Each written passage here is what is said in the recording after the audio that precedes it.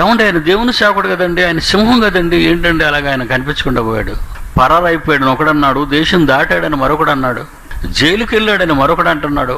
ఈ మూర్ఖులైన వారికి సమాధానం బైబిల్ చెబుతుంది. అపోస్తుల కార్యములు 23వ అధ్యాయం 21వ వచనం. వారి మాటకు నీవు సమ్మతింపవద్దు, వారిలో 40 మంది కంటే ఎక్కువ మనుష్యులు అతని కొరకు పొంచి ఉన్నారు.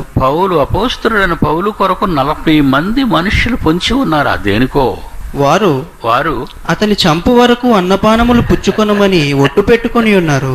చచ్చిపోయే వరకు తినము త్రాగం, పౌలును చంపేసే వరకు అన్నపానములు పుచ్చుకో అని ఎంతమంది రిలే నిరాహార దీక్షలు అంటారా దీన్ని? అల్లర్లు అంటారా దీన్ని? మంచిని చెప్పే వాణిని చంపటానికి జరుగుతున్న కుట్రని అంటారా? చెప్పండి. ప్రారంభ శతాబ్దంలో మరి సుందరరావు గారు ఏంటండి ఇలా అయిపోయింది? ఏంటండి ఆయన మీద కేసులు ఏంటండి, పోలీసులు ఏంటండి, అలజడులు ఏంటండి, దిష్టి బొమ్మలు తగలబెట్టడాలు ఏంటండి? జరగాలి. జరగకపోతే క్రైస్తవుడికి రోషం రాదు. జరగకపోతే క్రైస్తవుడు 4 గోడల మధ్య ఖైదీగా బంధింపబడతాడు. సర్వలోకానికి వెళ్ళమన్నాడు దేవుడు, 4 గోడల మధ్య ఉండమంటున్నాడు కాపరి.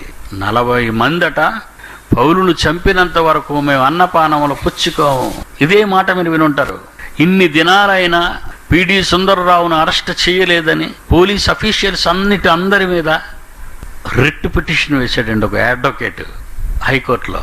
పోలీస్ ఆఫీసర్స్ అందరికీ హైకోర్టు ఒక ఆర్డర్ ఇచ్చింది, ఇంతవరకు మీరు పట్టలేదు, పట్టి బంధించి తెచ్చి పెట్టండి అన్నారు. నన్ను ఎవరూ పట్టలేదు, నేనేమి బంధింపబడాలేదు. వీళ్ళు చూడండి, తీవ్రతరం చేసేస్తాం మేము, పట్టకపోతే ఇంకా తీవ్రతరం చేసేస్తాం మా ఉద్యమాన్ని. సమాధి అయిపోయింది వాళ్ళ ఉద్యమం. 18వ అధ్యాయం అపోస్తల కార్యాలు 13వ వచనం. ఏంటండి సుందర గారికి ఇలా జరిగింది? నా మీద ఎవరు జాలి పడకండి, మీకు ఒక నమస్కారం. I'm always line, this a line heart, this is a line heart. నా గురించి ప్రార్థన చేశారు, wonderful, thank you very much. నా గురించి నా మీద జారి పడకండి. ఏదో గడ్డలు మీసాలు పెంచుకొని జైల్లోంచి డోర్ విడిచిపెట్టగానే బయటకు వచ్చి మాసిపోయిన తలతో సద్దంగడ్లా కనబడలేదు మీకు. చట్టం తన పని చేసుకుంటూ పోతుంది. పట్టుకోవాలనుకున్న చట్టం విడిపించేసింది, అది తన పని చేసిపోయింది. సత్యమే జయిస్తుంది.